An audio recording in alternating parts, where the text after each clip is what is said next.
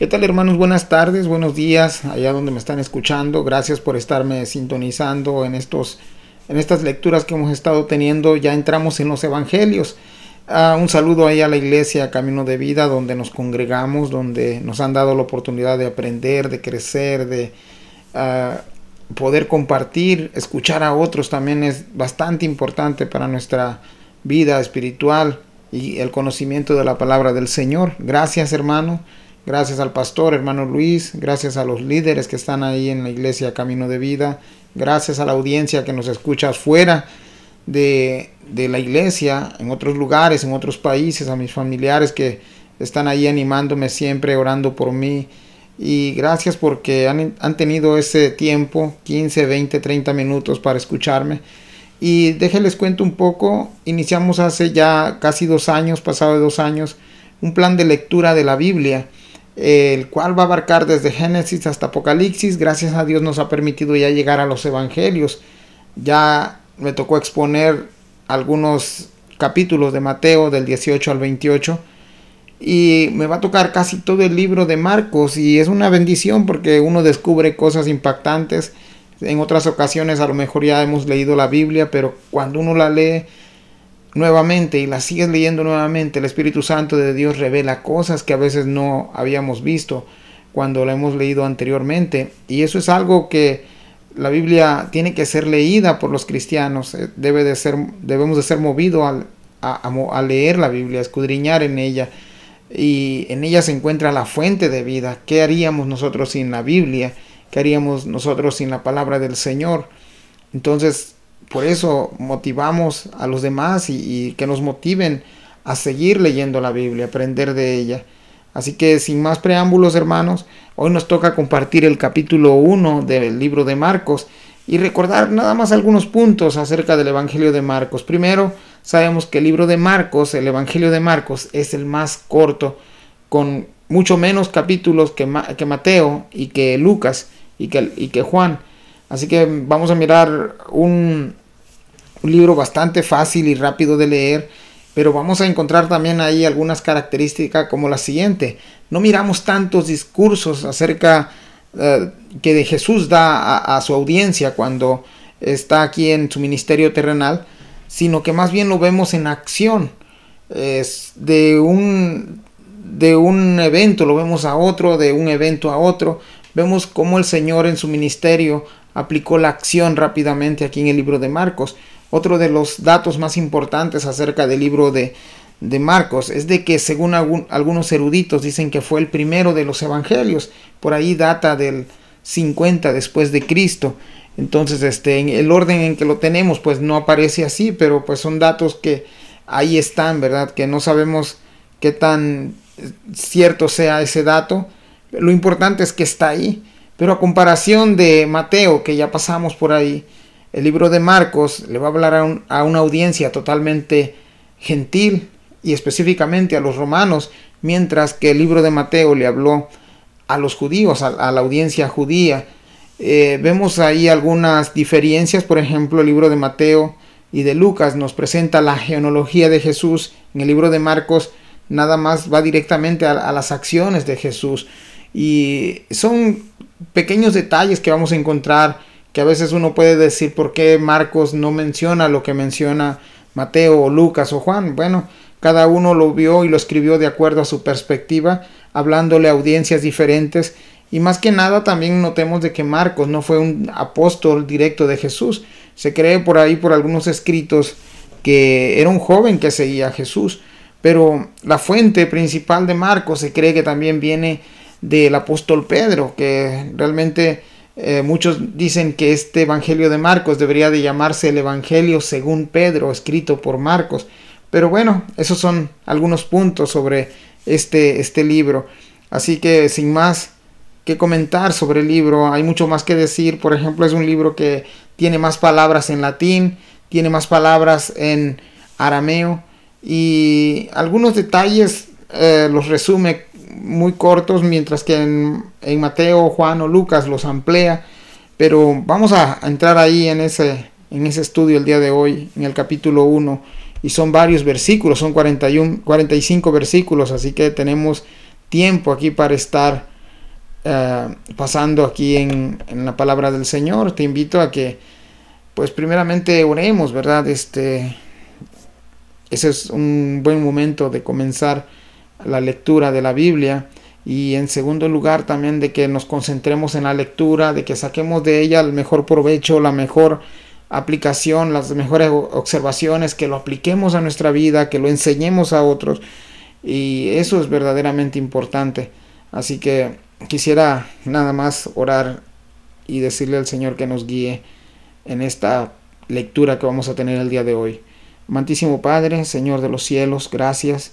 Permite, Señor, que podamos sacar de esta lectura, Señor, las mejores observaciones, las mejores notas, las mejores aplicaciones, Padre, pero sobre todo que podamos nosotros ser hacedores de tu palabra, Señor.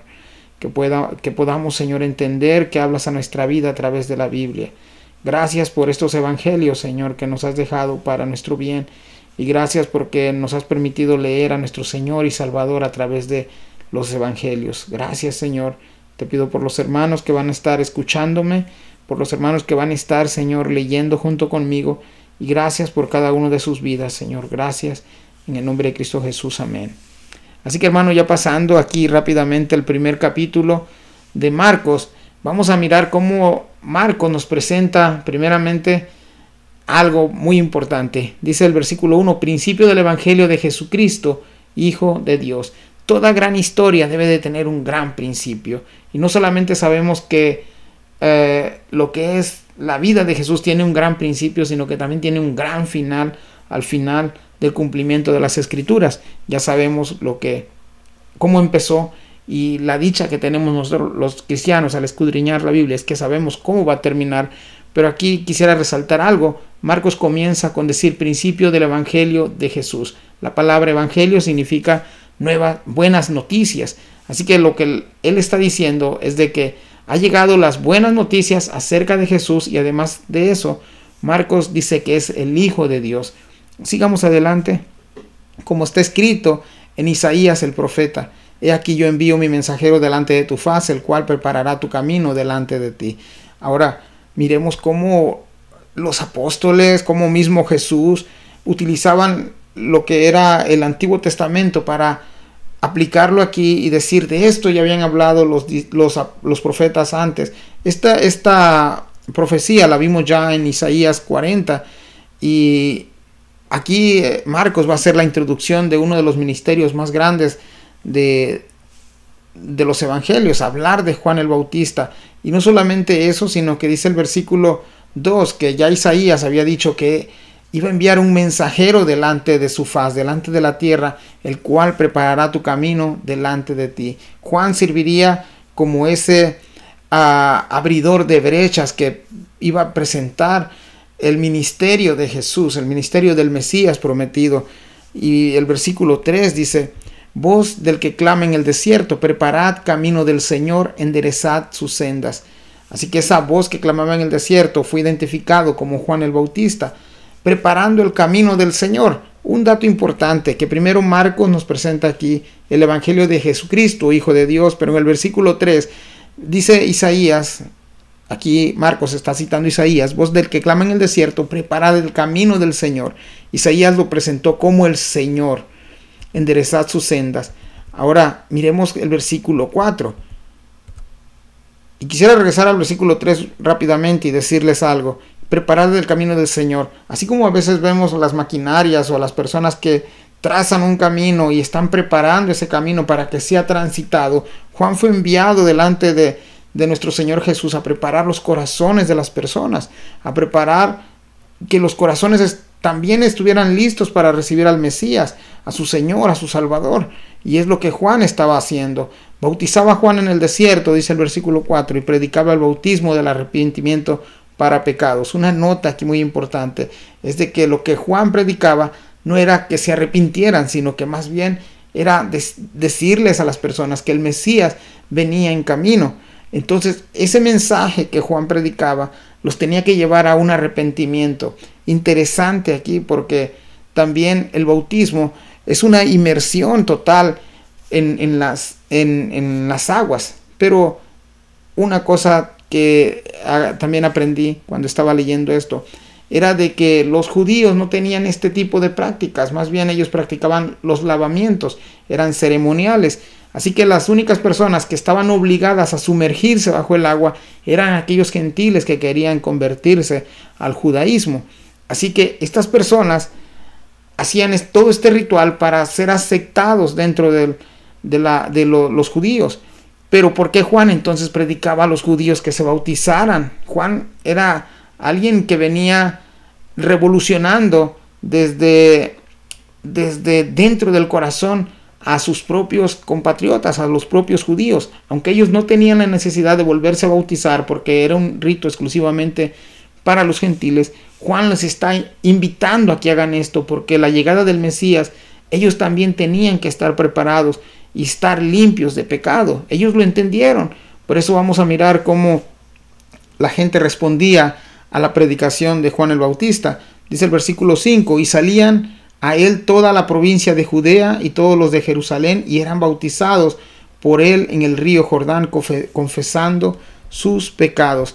Y te decía, algo que los judíos estaban haciendo cuando escuchaban a Juan era reconocer que estaban viviendo en pecado, reconocer que había pecado en sus vidas. Y esto es el llamado del Evangelio también, de que cuando predicamos a Cristo como Señor y como nuestro Salvador, es reconocer lo que estamos mal, viviendo una vida de pecado, y que solamente Él puede limpiarnos. Juan va a utilizar aquí algo que más adelante voy a comentar, pero cómo la gente respondía al llamado de Juan. No, recordemos que Juan no le está predicando a los gentiles, Juan está predicando a los judíos que van a recibir la llegada del Mesías. Así que ellos sabían que estaban en pecado, venían a Juan, lo confesaban, y como parte de su arrepentimiento venía también enseguida el bautismo, porque ellos estaban diciendo con esto, decían, bueno, yo soy judío, pero he estado tan lejos de Dios, así como está el gentil de Dios. Así que con este acto ellos estaban simbolizando que estaban preparándose para recibir al Mesías prometido. Versículo 6, y Juan estaba vestido de pelo de camello y tenía un cinto de cuero alrededor de sus lomos y comía langostas y miel silvestre. Ya en Zacarías y Malaquías vimos cómo esta profecía en Juan el Bautista, algunos de los profetas lo llamaron Elías, no porque era una reencarnación de Elías, sino que serviría en el mismo ministerio de Elías. De hecho, traería el mismo patrón hasta de vestir de Elías. Ya en Segunda de Reyes vemos también cómo Elías hizo un llamado al arrepentimiento al pueblo, y precisamente también usaba este tipo de vestimentas, al igual que Juan el Bautista. A Juan se le llamó a declarar si él era el Elías que mencionaba la Biblia, y él dijo que no, ¿verdad? Él venía en el espíritu de Elías, o sea, el mismo espíritu que tomó Elías para predicarle al pueblo, era el mismo espíritu que Juan tenía para preparar el camino del Señor. Versículo 7, y predicaba diciendo, viene tras mí el que es más poderoso que yo, a quien no soy digno de desatar corvado la correa de su calzado. Hermanos, esto es bastante importante y bastante específico acerca del ministerio de Juan. Juan no estaba predicando aquí directamente el evangelio y el llamar al arrepentimiento. No, él estaba predicando a alguien que venía tras de él, pero no solamente venía nada más así. Él dijo, es más poderoso que yo. Y él dice, es tan poderoso que no soy digno de desatar corvado la correa de sus zapatos, de su calzado. Recordemos cómo el llamado de Moisés, cómo fue allá cuando la zarza comenzó a arder, y la zarza, salió la voz de la zarza y le dijo que se quitara las sandalias porque el lugar que pisaba era santo. Así que la misma santidad de Jesucristo no dejaba. Juan reconoció que la santidad de Jesucristo no le permitiría desatar, él no era ni digno de desatar la correa de sus calzados. Así que cuando nos presentamos nosotros ante Dios, tenemos que reconocer también la santidad, su gran poder. Vayamos al versículo 8. Yo a la verdad os he bautizado con agua, pero Él os bautizará con Espíritu Santo. Hay algo que Juan no podía hacer. Sí los podía predicar y bautizarlos con agua en señal de su arrepentimiento, pero él no podía bautizarlos como Jesús lo iba a hacer. Dijo Juan, Él bautizará con Espíritu Santo. Y aquí el verbo bautizará está en futuro. Recordemos que esto sucedió después de que Cristo Jesús fue a la cruz. Y el Espíritu Santo de Dios fue derramado después en sus discípulos y en los que creyeron en Él.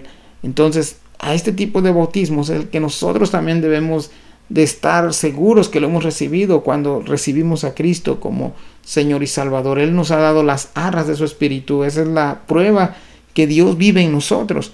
Así que nosotros debemos también de ser bautizados en Espíritu Santo, no como una forma externa que nosotros a veces decimos que han recibido el Espíritu Santo porque brincan y gritan. No, simplemente el Espíritu Santo nos va a conducir a vivir una vida diferente a la que teníamos cuando practicábamos el pecado. Así que este es el Espíritu Santo de Dios que nos convence de pecado y nos hace vivir una vida distinta. Vayamos al versículo 9.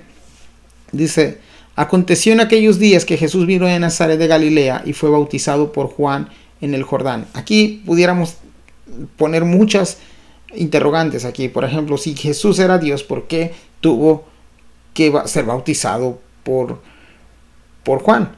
Otra de las preguntas: ¿acaso Jesús tenía pecados? Y es un rotundo no. Aquí vamos a mirar a Jesús tomar el lugar del hombre pecador, y por obediencia a Dios, en algunos de los evangelios él le dice a Juan el Bautista, porque Juan el Bautista estaba en contra de que Jesús fuera bautizado por él, y Juan le dijo: yo debería de ser bautizado por ti. Pero aquí el Señor le dice: os conviene que así sea. El Señor se está metiendo a toda su misión de autoridad de Dios, y Él está en ese momento representando al hombre pecador que fue un día que fue destituido de la gloria del Señor por haber caído en pecado. Este es el primer Adán. Todos heredamos esa caída de Adán, y el Señor aquí está tomando el lugar del pecador. Él no tenía por qué bautizarse, así como también no tenía por qué ir a la cruz. Sin embargo, hizo las dos cosas para identificarse con el hombre caído y para decirle al hombre cuál era la manera de su misión y la manera de vivir que él iba a tener. Miramos a Jesús cumplir todo el mandamiento de Dios desde que nació hasta su muerte, cosa que ningún hombre podrá hacer durante vivamos en esta vida terrenal. Dice el versículo 10: y luego, y esta palabra y luego se va a repetir en todo el libro más de 40 veces, cuando subía del agua, vio abrirse los cielos y el Espíritu como paloma que descendía sobre él, y vino una voz del cielo que decía: tú eres mi Hijo amado, en quien tengo complacencia. Después de que Jesús fue bautizado por Juan, aquí sucede algo extraordinariamente grande, extraordinariamente algo sobrenatural, algo que debe de conmovernos y de llevarnos a la admiración, porque cuando en ningún otro hombre que bautizó Juan sucedió esto como sucedió en Jesús. Dice: y luego, cuando subía del agua, vio abrirse los cielos. Y literalmente la palabra griega ahí quiere decir que el cielo se rasgó en dos, y el Espíritu como paloma que descendía sobre él. Miramos aquí que el Espíritu Santo de Dios fue derramado en Jesús, fue depositado en la persona de Jesús. Ahora, aquí también hay algo que debemos de aclarar. Dice como paloma, no quiere decir que el Espíritu Santo de Dios sea una paloma. En Lucas dice que era como en forma corporal de una paloma, no que fuera una paloma, sino que tenía la forma de una paloma. Así que podemos asociar la paloma con la mansedumbre y la humildad, y vemos de que el Espíritu Santo es lo que trae, nos convence de pecado, es fácil de poder convencernos, es humilde, es paciente. Y aquí vemos al Espíritu Santo de Dios posar sobre Jesús. Ahora fíjense lo que pasa en el versículo 11. Y vino una voz de los cielos que decía: tú eres mi Hijo amado, en ti tengo complacencia. Vemos a Dios Padre hablando desde el cielo a su Hijo Jesús, y le dice: tú eres mi Hijo amado. La gente a veces, y nosotros decimos a veces que todos somos hijos de Dios, pero hay una gran diferencia entre nosotros y Jesús. Jesús fue el único Hijo de Dios y fue amado por el Padre desde antes de la fundación del mundo. Él fue sin manchas, sin pecado. Además de eso, el Señor le dice: en ti tengo complacencia. Todo el gozo del Señor fue porque Jesús cumplió en su totalidad todo lo que el Señor había encargado. Entonces hay una gran diferencia. Jesús es Dios, Jesús es santo, Jesús es todopoderoso y nosotros no lo somos. Así que mientras nosotros no aceptamos a Jesús como Salvador, solamente seguimos siendo creación de Dios. Solamente somos hijos de Dios cuando dice la Biblia que a los suyos vino y los suyos no le recibieron, pero a aquellos que le recibieron le dio la potestad de ser hijos de Dios. Es la única manera que podemos ser hijos de Dios. De ahí en fuera no hay otra manera. Una de las cosas que también puedo mirar en estos 3 versículos es de que ya vimos a Isaías dar profecías acerca de Dios. Por ejemplo, en el versículo 1 vimos que Marcos lo llama el Hijo de Dios. Isaías lo describe como el Señor. Juan el Bautista, aquí también vamos a mirar que lo llama es más poderoso que yo. Estos son datos interesantes que podemos mirar durante la lectura. Pero el versículo 4 hay algo que Dios mismo dice: tú eres mi Hijo amado. De nadie más el Señor dijo estas cosas antes ni después, solamente en la persona de Cristo Jesús. Otra de las cosas, vamos a interactuar en estos 3 versículos a Dios Padre, Dios Hijo, Dios Espíritu Santo. Dios Hijo asumiendo toda su misión por parte de Dios Padre. Vemos al Dios Padre hablando y vemos al Dios Espíritu Santo posando sobre la persona de Jesús. Una total armonía entre Dios Padre, Dios Hijo y Dios Espíritu Santo. Vemos a la Trinidad de Dios obrando en perfecta armonía. Vamos al versículo 12. Y luego el Espíritu le impulsó al desierto. Quiero quedarme tantito ahí. Y hermanos, cuando Jesús es tomado por el Espíritu, otra vez miramos ahí la palabra y luego, ya lo vimos en el versículo 10, versículo 12, y luego otra vez el Espíritu Santo le impulsó al desierto. Lo agarró y lo echó fuera. Eso es lo que quiere decir originalmente. Lo sacó hacia afuera. Y nosotros pensaríamos que el Espíritu Santo nos conduciría a las personas a un lugar de paz y tranquilidad. Y ciertamente el desierto parece que fuera eso. Pero también vemos que el Espíritu Santo lo sacó afuera con un propósito. Dice el versículo 13, y ahí estuvo en el desierto 40 días y era tentado por Satanás. Así que cuando vienen las tentaciones, no vienen de parte del Señor, vienen de parte de Satanás. Pero el Espíritu Santo nos lleva ahí para hacerle frente a esas tentaciones. Vemos a un Jesús, como dijo Hebreos, un Jesús, un sumo sacerdote que es tentado en todas las cosas y al final sale vencedor. Número 40, ahí también dice el versículo 13, 40 días.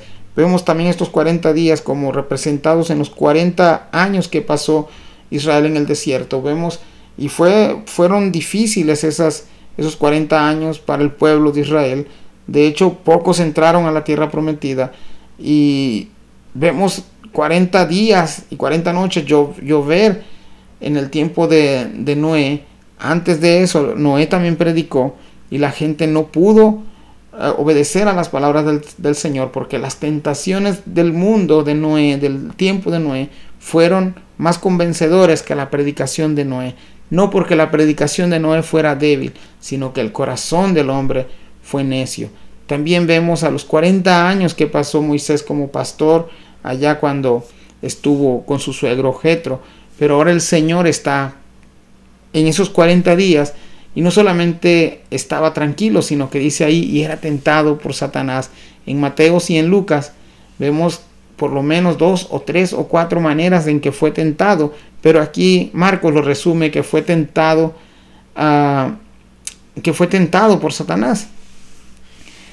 Otro de los datos importantes, y estaba con las fieras y los ángeles le servían. Ahora miramos ya después de la tentación y vencer sobre la tentación, él estaba con las bestias del campo, con las bestias del monte, con las fieras, pero esas mismas fieras le reconocían como su Señor, así como al principio estas mismas fieras reconocieron a Adán como el gobernador de toda la tierra por autoridad de Dios. También reconocieron a Jesús, que era el amo y Señor de toda la tierra, de toda la naturaleza, incluyendo a los animales. Y algo sorprendente ahí, y los ángeles les servían. Así que los ángeles están sirviéndole al Señor, la naturaleza está sirviendo al Señor, y Dios espera que el hombre también se ponga al servicio de Jesús. Vayamos al versículo 14. Después que Juan fue encarcelado, Jesús vino a Galilea predicando el evangelio del reino de Dios. Una pausa, no nos dice aquí Marcos cuál es la situación de Juan, simplemente nos dice que fue encarcelado. Ya por los evangelios de Mateo, de Lucas, vemos que Juan fue encarcelado a raíz de denunciar el adulterio del rey Herodes con su cuñada Herodías, que era esposa de su hermano Felipe.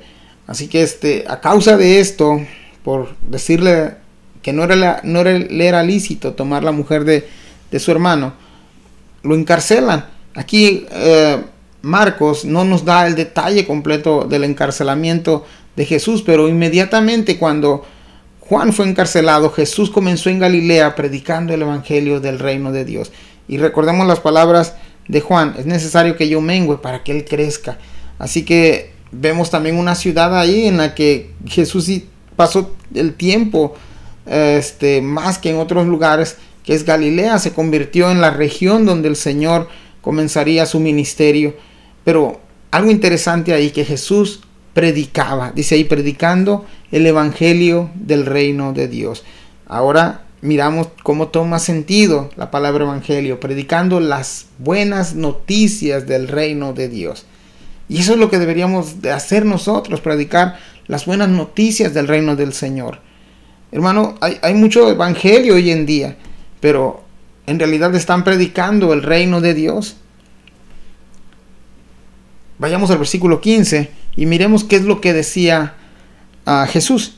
En su predicación Jesús decía, diciendo: el tiempo se ha cumplido y el reino de Dios se ha acercado. Arrepentíos y creed en el evangelio.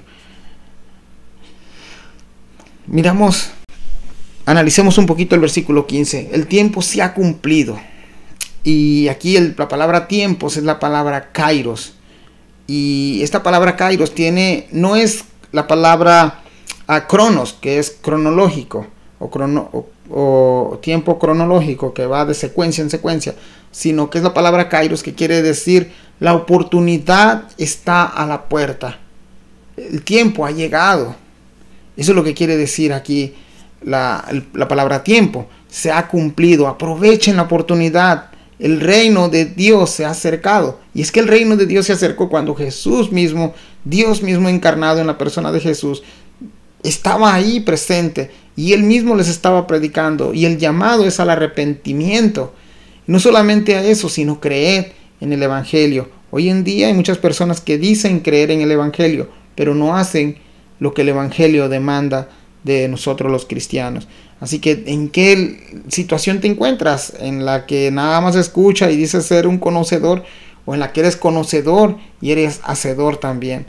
Vayamos al versículo 16 y 17. Andando junto al mar de Galilea, vio a Simón y a Andrés, su hermano, que echaban la red en la mar porque eran pescadores. Versículo 16. Vamos a mirar que Jesús anda por ahí por Galilea, no de casualidad, sino que él tenía un propósito. Dice que vio a Simón, y aquí Simón, más adelante vamos a saber que es el apóstol Pedro, y Andrés, su hermano, que echaban la red en el mar porque eran pescadores. Qué interesante el oficio de estos hombres. No tenían ninguna credencial teológica, no eran de los que enseñaban, eran personas ordinarias como cualquiera de nosotros, pero que más adelante vamos a mirar qué Jesús va a hacer con ellos.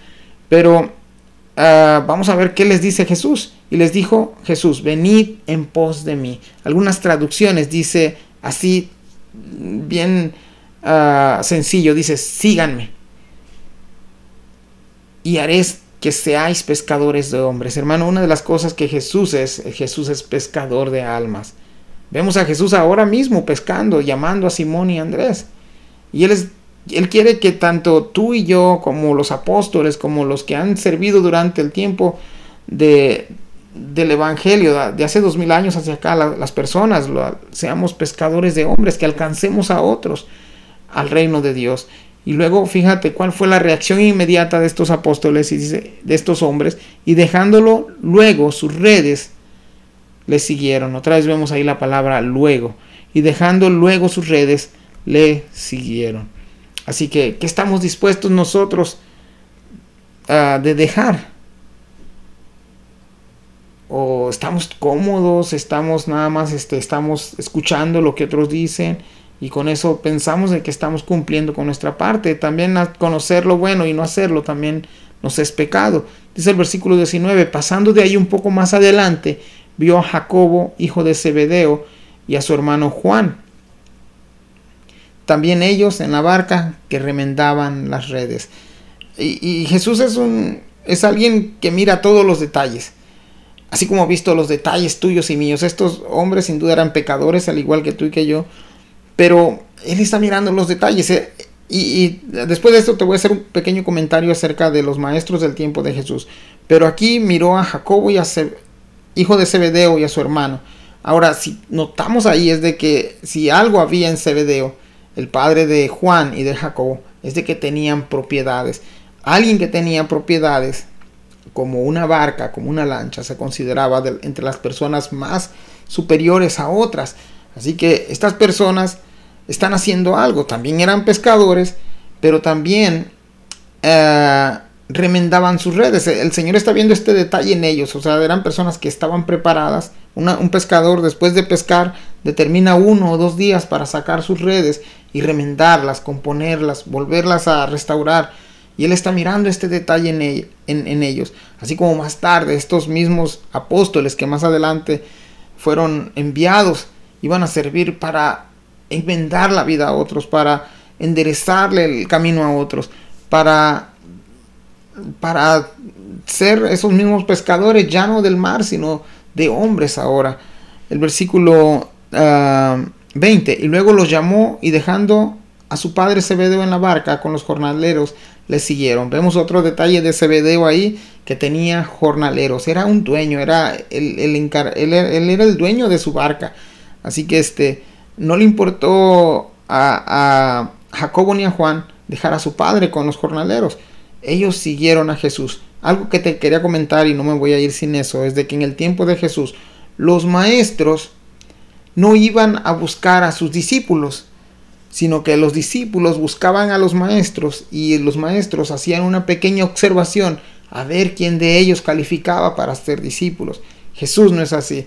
Por eso más adelante vamos a mirar a Jesús decir: no me buscaron ustedes a mí, yo los busqué a ustedes primero. Y es lo mismo que hace Jesús con nosotros. No nos amó, no le amamos nosotros a Él primero. Deberíamos de amarle porque Él nos amó primero a nosotros. Él, siendo el Dios, siendo el unigénito Hijo de Dios, se humilló a sí mismo y nos buscó y nos llamó y nos alcanzó para su gloria. Y en respuesta a eso nosotros deberíamos de hacer lo mismo. Versículo 21, y entraron en Capernaum, y los días de reposo, entrando en la sinagoga, enseñaba. Otro dato importante aquí, que Capernaum forma parte de la región de Galilea, y Jesús va a usar los días de reposo. Sí, los días de reposo. ¿Para qué? Para que aprovechaba a enseñar. Ahora, las sinagogas, un dato aquí también histórico, es de que no tenían un maestro fijo, sino que cuando se reunían en las sinagogas le daban la palabra a aquel que era más letrado. Y esto lo aprovechó en su totalidad el Señor Jesús, porque a sinagoga que iba, el Señor predicaba. Y ahí dice, les enseñaba, dice. El versículo 22 dice, y se admiraban de su doctrina, porque les enseñaba como quien tiene autoridad y no como los escribas. Esto también es bastante importante, porque si lo dice eso, es de que los escribas no tenían autoridad para enseñar. Ahora miran a Jesús con autoridad, con doctrina, se admiraban de su doctrina. La palabra doctrina ahí es enseñanza. Ellos habían escuchado muchas cosas, a lo mejor lo que habían escuchado de parte de los escribas no concordaba con lo que Jesús estaba enseñando. Y es que si hay alguien que es el maestro por excelencia, es nuestro Señor Jesús, y Él ha dejado las escrituras para que nosotros aprendamos de Él. Él es el maestro por excelencia, Él es el pastor de pastores, Él es el príncipe de los pastores. Hermanos, tenemos al mejor maestro en la Biblia, llamado Jesús. Versículo 15, pero había en la sinagoga de ellos un hombre con espíritu inmundo, que dio voces.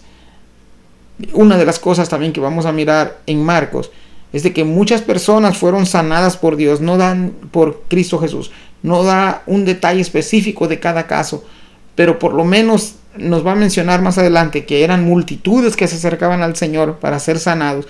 Y aquí en una de las sinagogas se presenta un caso especial, que este hombre tenía un espíritu inmundo. Si ellos reconocían que había un espíritu inmundo, era por algo. Déjenme les explico esto. Diciendo: ¿qué tienes con nosotros, Jesús Nazareno? Has venido para destruirnos. Sé quién eres, el Santo de Dios. Miremos la primera reacción de los espíritus inmundos. Hermanos, en el tiempo también de Jesús habían también personas que practicaban ya el exorcismo. Se hacía una tremenda ceremonia para este tipo de eventos, y vamos a mirar la autoridad de Jesús sobre los demonios. Pero fíjense, algo de lo que quería comentar era de que los demonios al instante reconocieron quién era Jesús.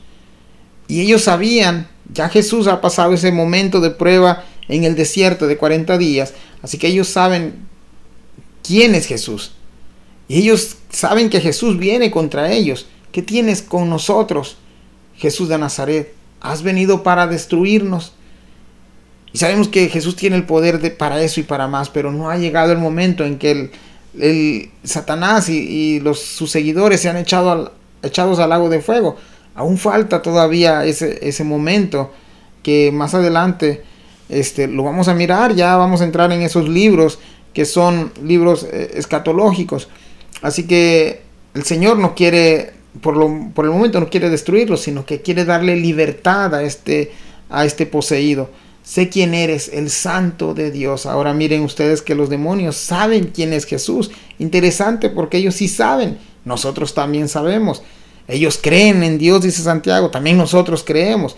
Pero hay una diferencia entre estos dos tipos de creer. Ellos creen que es santo. Ellos creen que es el Hijo de Dios. Pero ellos ya no pueden arrepentirse. Ellos saben que les espera, cuál es el final que les espera. Nosotros sabemos quién es. Sabemos que solamente en Cristo Jesús podemos encontrar salvación. El Señor está dispuesto a perdonar todos nuestros pecados si nos volvemos y nos arrepentimos a Él de corazón y de fe. Pero a veces somos más duros, al igual. Tenemos la misma fe que estos mismos demonios, que creemos, pero no obedecemos a Dios. Así que si hay una nota importante aquí también que sacar, es de que los demonios creen y tiemblan ante la presencia y el nombre de Dios. Pero miremos cuál es la autoridad que aquí Jesús usa. Pero Jesús le reprendió diciendo: cállate y sal de él. Ahora te decía también de que te iba a explicar esto, de que en el tiempo de Jesús ya se practicaba el exorcismo. Vamos a mirar en Hechos, cuando lleguemos a Hechos, historias como personas que practicaban este tipo de exorcismos. En Mateo también vimos algo. Jesús les llama, cuando lo acusan a él de utilizar el poder del diablo para echar fuera demonios, que le dicen que él tiene el poder de Belcebú. El Señor les hace la siguiente pregunta: bueno, si yo lo he hecho por Belcebú, entonces sus hijos, ¿por quién hacen estas cosas?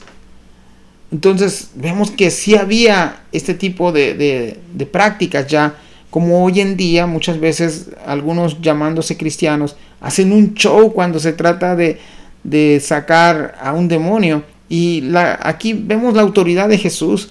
No vemos a Marcos decir un montón, ocupar un capítulo entero cuál es la fórmula para sacar al demonio. El Señor era tanta su autoridad que decía: cállate y sal de él.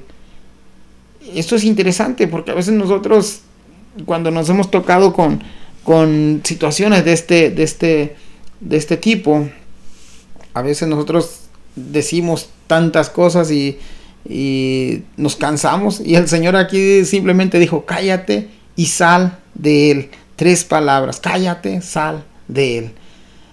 Esa es la autoridad de Jesús, que nadie la podrá igualar, hermanos. Vayamos al versículo 26. Y el espíritu inmundo, sacudiéndose con violencia y clamando a gran voz, salió de él. Hermanos, es increíble cómo el espíritu inmundo obedece a Dios. El poder de Dios, la autoridad de Dios era y será siendo y seguirá siendo la que estés por encima de todas las cosas. La Biblia nos dice que Él sustenta todas las cosas por la palabra de su poder.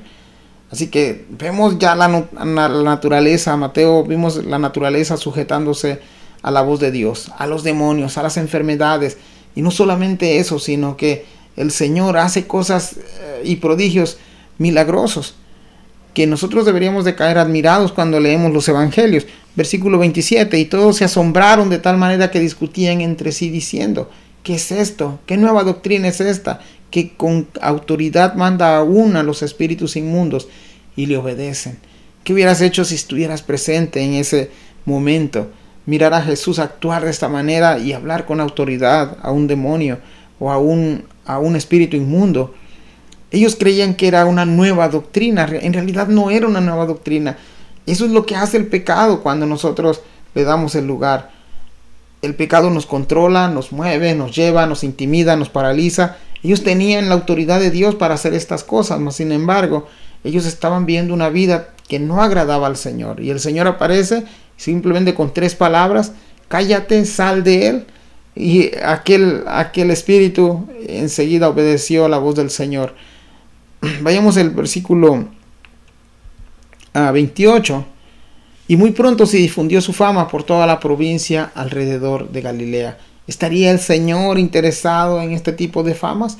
Vamos a mirar más adelante qué cosas aconteció por la fama de Jesús.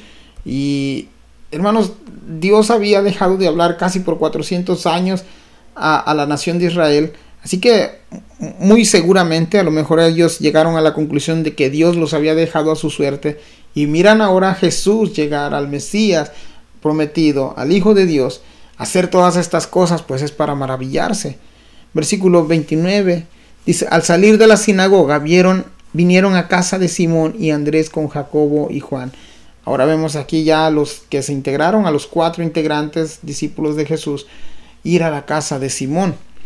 Y la suegra de Simón estaba acostada con fiebre y enseguida le hablaron de ella. Hermanos, si hay alguna duda que el apóstol Pedro fue el primer papa y que no era casado, pues este texto echa fuera, derrumba todo ese argumento. Vemos que el apóstol Pedro tiene suegra que tiene una enfermedad con fiebre y enseguida le hablaron de ella. No se nos dice qué tipo de fiebre, pero estaba enferma. Vemos al Señor no solamente sanar en masas y hacer milagros en grandes multitudes, sino que aquí va a un hogar específico con familias específicas, que era la suegra de Pedro. Y dice el versículo 31, entonces él se acercó y la tomó de la mano y la levantó e inmediatamente le dejó la fiebre y ella les servía. Y esto es increíble porque nosotros pudiéramos decir, bueno, pues Jesús era el que la tomó del brazo y la levantó. Y hermano, aquí también vamos a mirar a Jesús darse a conocer en un pequeño núcleo familiar. Pero en respuesta a esta sanidad, la suegra de Simón comenzó a servirle. Y nosotros, ¿cuántas veces hemos dejado de servirle al Señor a pesar de todo lo que ha hecho por nosotros? Versículo 32. Cuando llegó la noche, luego que el sol se puso, le trajeron todos los que tenían enfermedades y a los endemoniados, y toda la ciudad se agalopó a la puerta. Ya vemos a Jesús tener actividad por todo el día. Ahora el Señor quiere descansar también, como todo ser humano. Están cansados, han tenido una larga jornada, pero no solamente eso. Cuando llegó la noche, dice el versículo 32, luego que el sol se puso, le trajeron todos los que tenían enfermedades y a los endemoniados, y a toda la ciudad se agalopó a la puerta. Y esta palabra agalopó quiere decir que era una avalancha de gente, era una multitud incontable. Pero fíjate que hace en el versículo 32, y sanó a muchos. No quiere, ahí también dice, no los sanó a todos, pero sí sanó a muchos que estaban enfermos de diversas enfermedades, y echó fuera muchos demonios. También no quiere decir que a todos, pero muchos. Y no dejaba hablar a los demonios porque le conocían.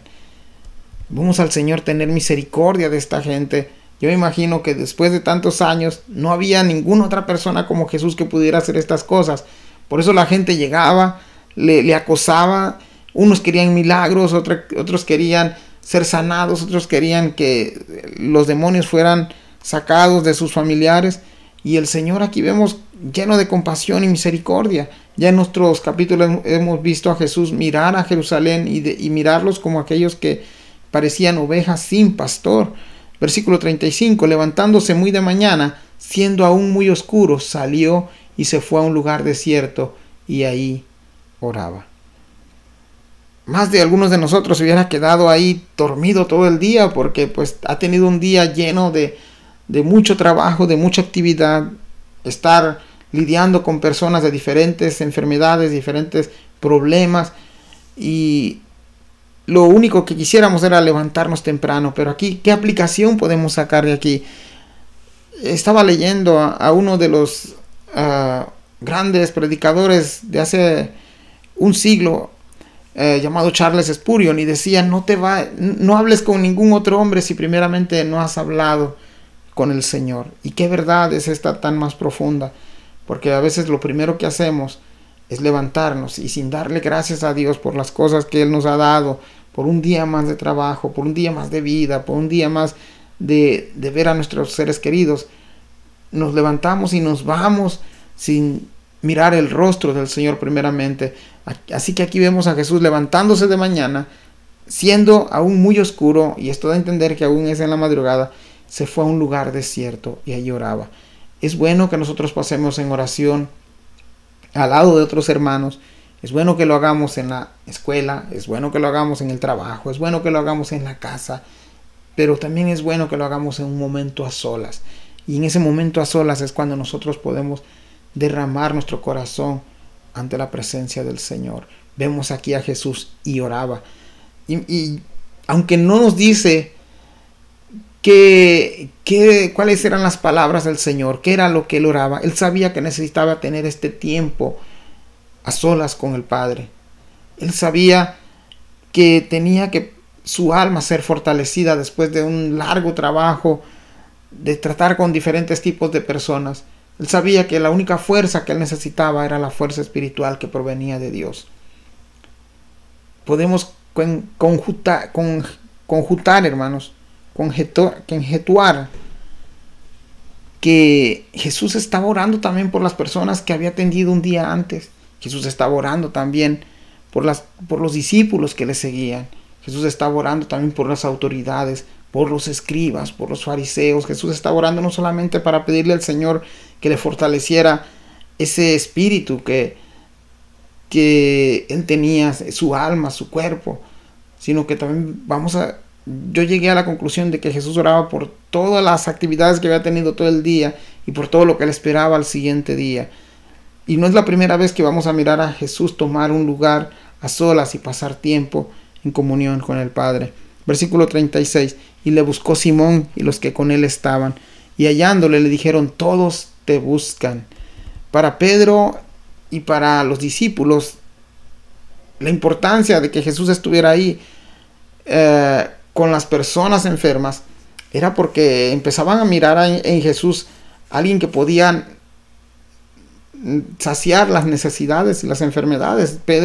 Simón llega y le dice: todos te buscan. Esos que le buscaban era para tener un favor directo de Jesús. Y todos necesitamos de Jesús, pero ¿cuál es el interés que nosotros buscamos en Jesús? El versículo 38 les dijo: vamos a lugares vecinos. Me imagino a Jesús como decirles: ellos ya tuvieron su tiempo, vamos a otros lugares. Ahora fíjate que va a hacer el Señor aquí, para que predique también ahí, porque para esto he venido. Hermanos, el Señor vino con el propósito de predicar. Sí, el Señor hizo prodigios, hizo milagros, hizo grandes maravillas, pero el motivo principal de Jesús era dar las buenas noticias acerca del reino, era predicar el reino de Dios. Las personas, los lugares vecinos que rodeaban a Galilea y la región, era para escuchar acerca del reino de Dios. Era para escuchar el evangelio, las buenas noticias. Y el Señor termina con el versículo 38, porque para esto he venido. Hermanos, una de las cosas que me llega a pensar aquí es de que Jesús era un predicador que usaba su carta de presentación, su predicación y los milagros tras de él.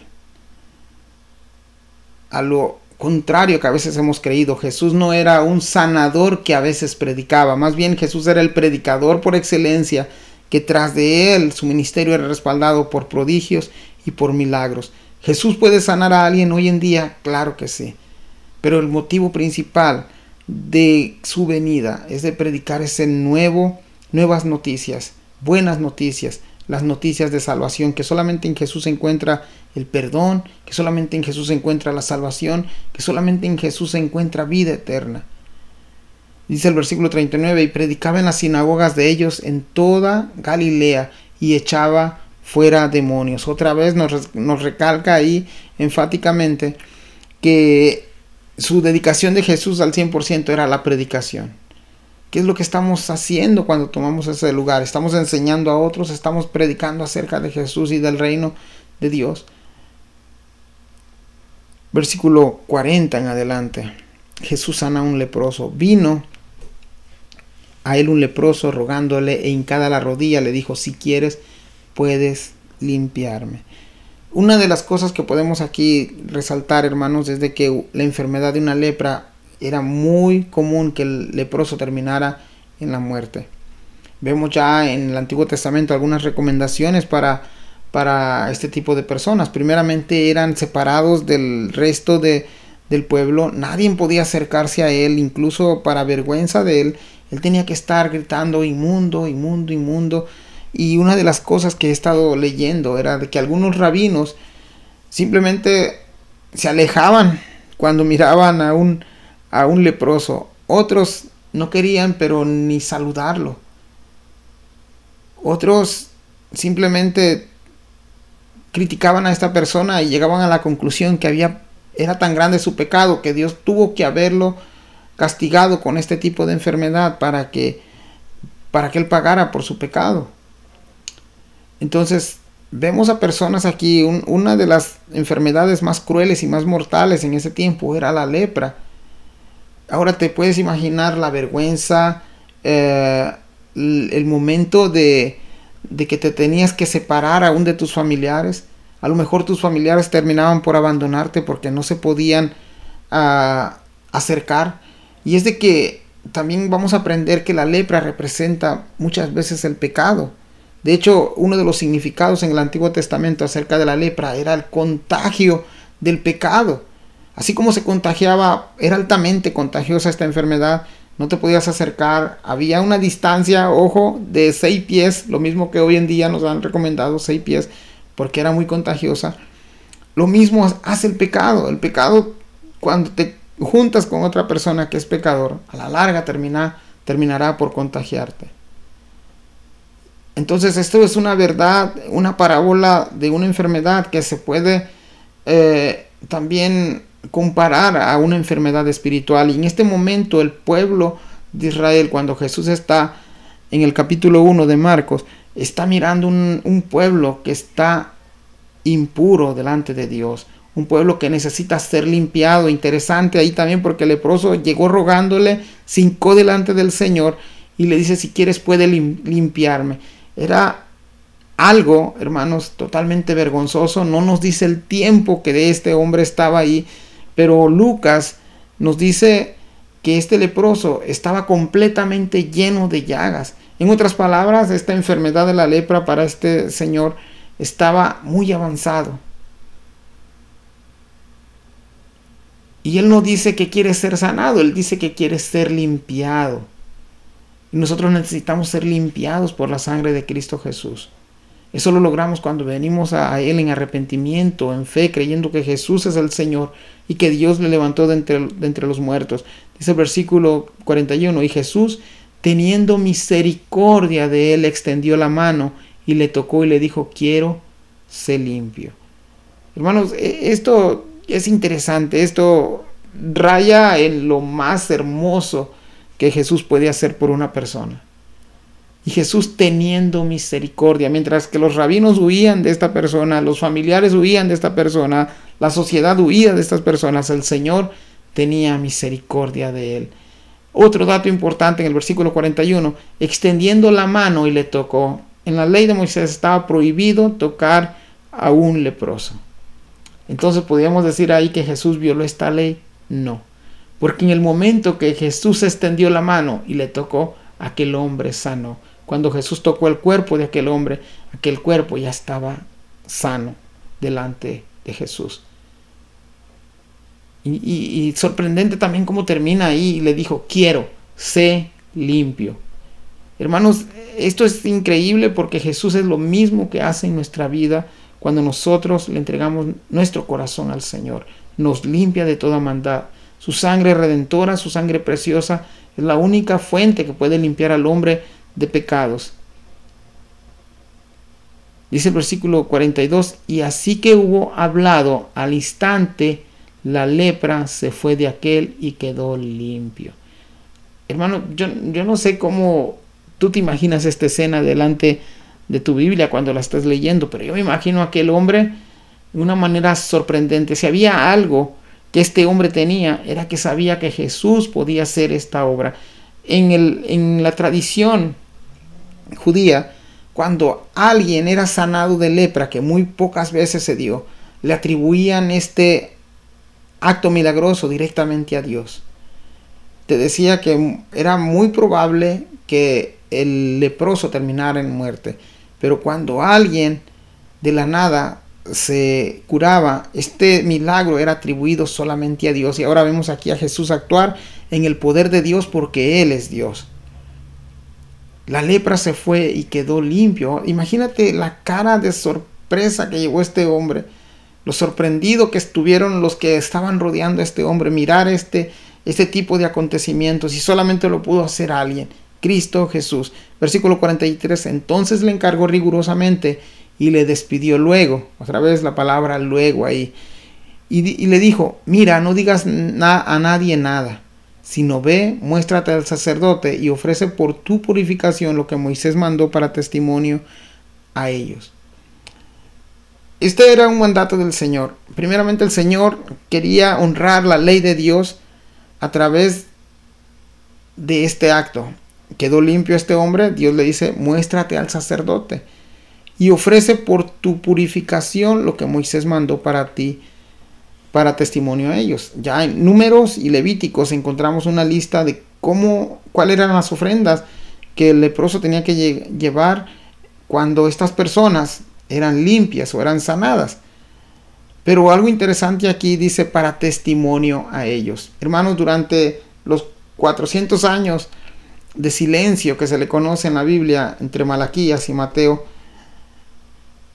no hubo ningún caso de leproso. Así que estamos diciendo también que era la primera vez que estos sacerdotes iban a mirar que un hombre era limpio de lepra, y ellos tenían que llegar a la conclusión que algo sobrenatural estaba pasando en ese momento. Al hombre decir: Jesús me sanó, Jesús me tocó, ellos tenían que comprender que Jesús era el Hijo de Dios, que Jesús era el Mesías prometido. Pero también vemos que este acto para ellos endureció más su corazón. Vayamos al versículo 45. Pero oído él, comenzó a publicarlo mucho y a divulgar el hecho, de manera que Jesús ya no podía entrar abiertamente en la ciudad, sino que se quedaba fuera en los lugares desiertos, y venían a él de todas partes. Hermano, muchos dicen que este hombre arruinó el ministerio de Jesús en este tiempo, porque a causa de eso Jesús ya no podía entrar abiertamente en la ciudad, porque muchos venían a él se quedaba en el desierto y venían a él de todas partes. Pero hermano, ¿qué es lo que nosotros podemos hacer cuando recibimos de Dios la limpieza que nuestra alma necesita? A lo mejor él, en su afán de de promover el bien que Dios le había hecho, causó que las gentes se amontonaran, como leímos ya versículos anteriores, se agolaparan en un lugar y no dejaran hacer el ministerio de Dios bien. Así que por causa de esto lo empezó a divulgar, lo publicó. Hoy en día está muy de moda publicar las cosas en las redes sociales. Este hombre lo publicó abiertamente y dijo que Jesús había hecho de él algo extraordinario. Así que por el testimonio de este hombre, Jesús ya no podía entrar abiertamente a la ciudad. Este es el capítulo 1 del libro de Marcos, hermanos. Espero de que hayas escuchado. Me llevé más de una hora. Gracias por haberme escuchado, y están muy profundos estos capítulos, y yo quisiera que